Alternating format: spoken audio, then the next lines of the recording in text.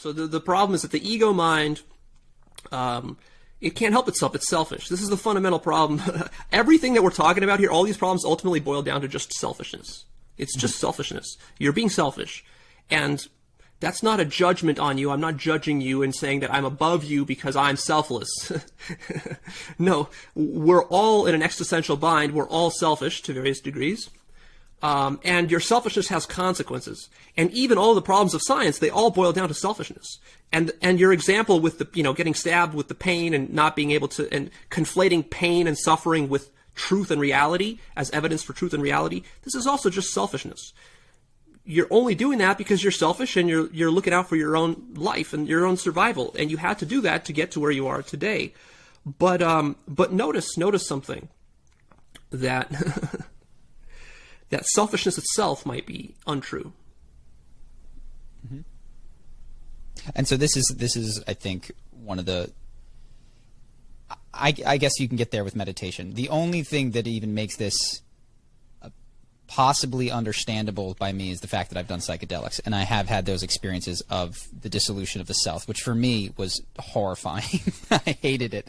I gripped it as tight as I could as it slipped through my fingers, and it was the most challenging experience of my entire life, bar none.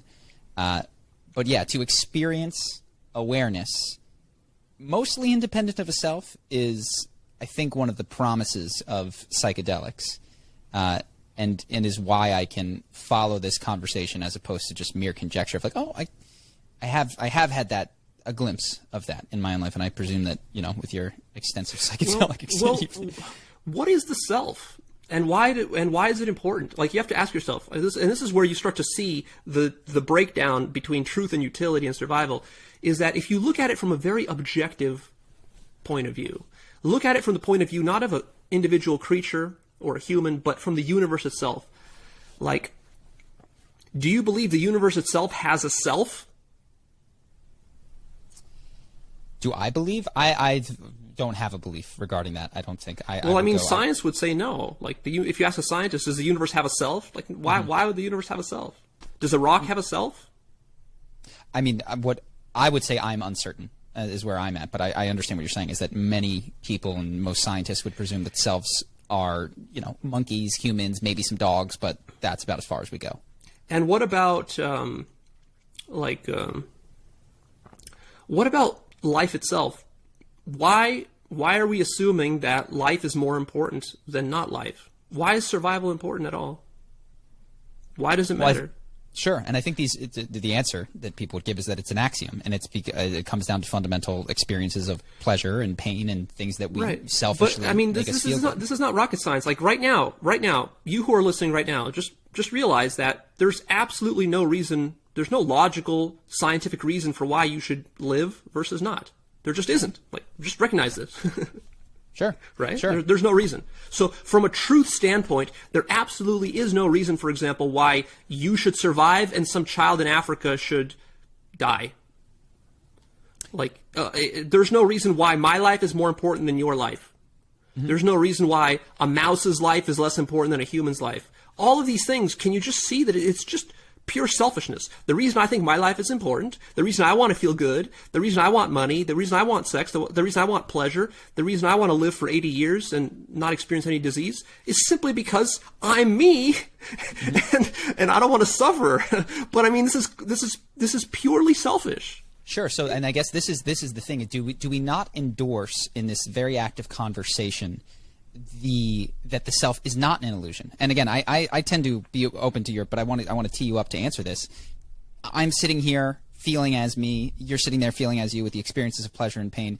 Does our very conversation not endorse the idea of selfhood, at the very least, existing in you and I as separate entities? No, of course not. Why would it? So, does your experience? So my experience right now in this moment is of separateness. Like, I am not you. I am not seeing what you are seeing.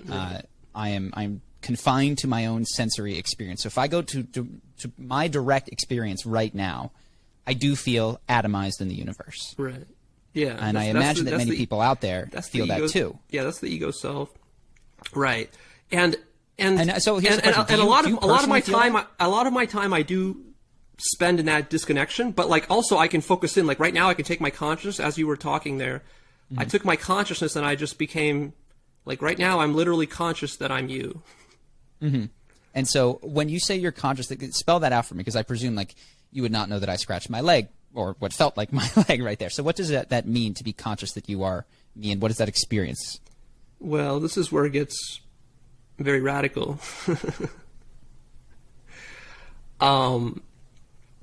I can put it in, I can say it from my point of view, or I can say it from your point of view. And really, it would probably be better to say it from your point of view. You are the only thing that exists. From my perspective. So you're imagining me. Yes. Right? And I'm imagining you. But you're imagining me imagining you. And I'm imagining you imagining me. And it goes like, it's like a two-way sort of, two mirrors facing each other into infinity. Like a mirrored hallway. So you are imagining that I have a conscious experience separate from your own. You're imagining that. Yes. And so, by imagining it, you are hallucinating it into existence. You're creating it. So here's the whole trick of how this works, is that you are constructing all of reality, but you're not conscious of how you're doing it. And the ego mind is not in control of how it's being done. So when I say you are imagining reality, people say, well, Leo, if you're imagining reality, then just imagine hair growing on top of your head. Why can't you do that? You're full of shit. And the answer is that the Leo ego, the human ego that you think is Leo, has no control over what is being imagined. So the ego can't control this. So I'm repeating back so I understand, that there is a me that is not confined to my skin bag, and that is imagining this experience of me separate from you having a conversation.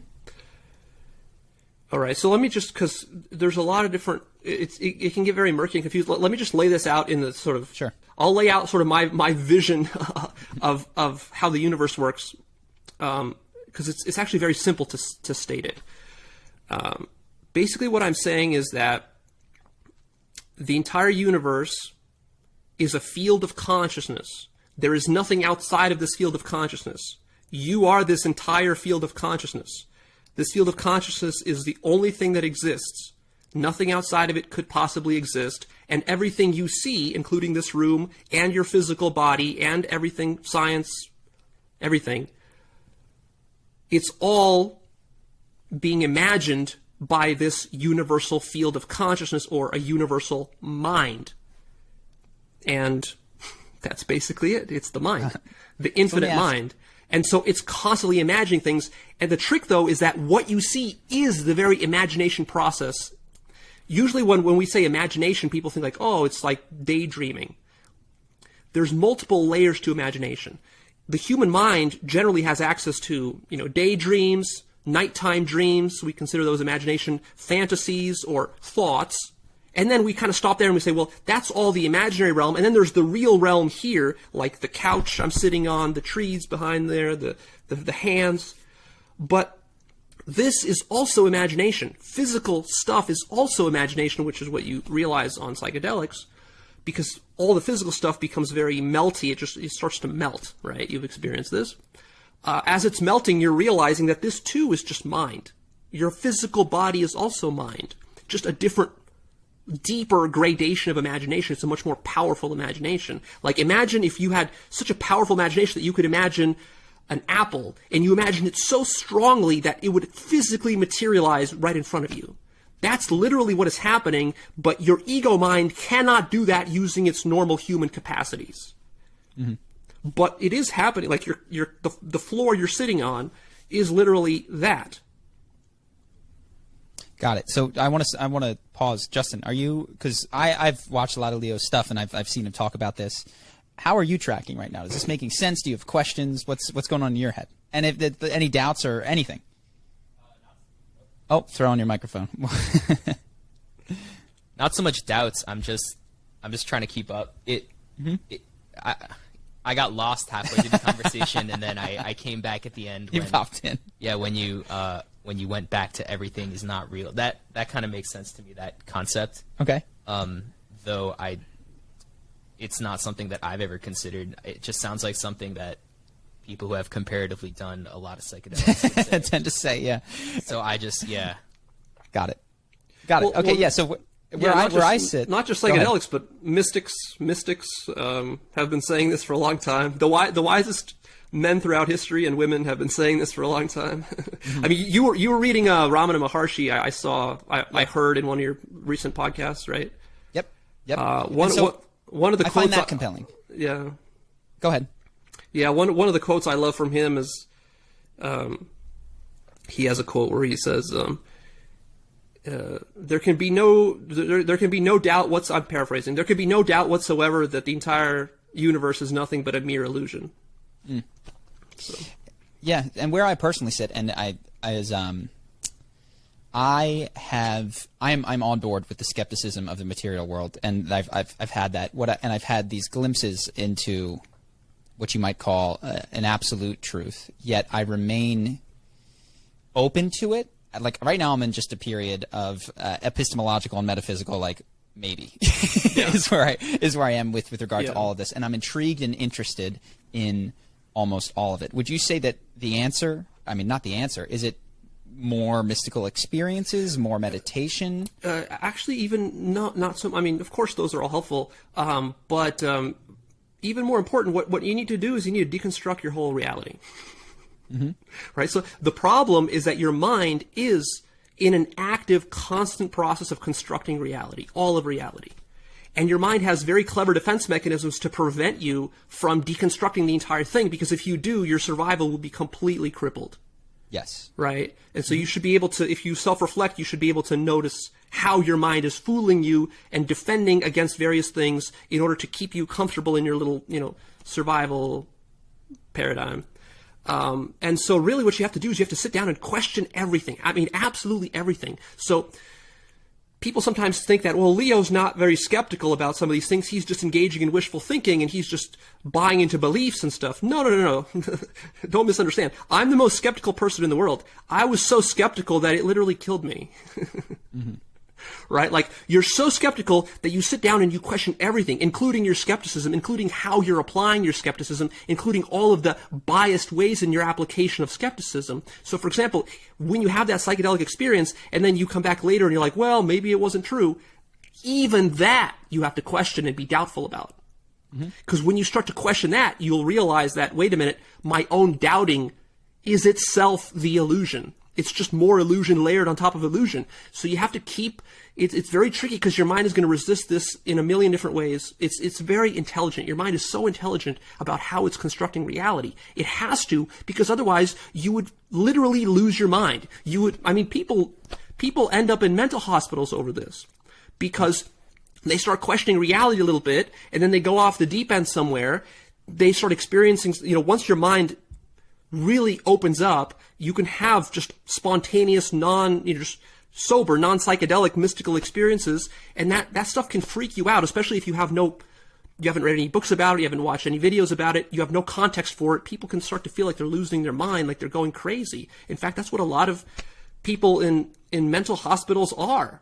And the people who are treating them, the materialist doctors, don't understand this. So they're treating them as though these people have serious mental disorders. A lot of times they don't have serious mental disorders. They're just literally their reality is being deconstructed through some sort of natural process spontaneously. And they don't know how to cope with it. And these doctors are just medicating them or, just giving them the standard materialistic explanations for things. And that doesn't help them. Hope that you guys enjoyed that clip. If you want to see more like this and have us do more podcasts, we are 100% funded by our generous patrons. And if you'd like to contribute, there's a link in the description, and we'll have one pop up on the screen right here so that we can do more podcasts where we have fun conversations and hopefully some deep ones like this. Either way, hope that you enjoyed the video, and I will see you in the next one.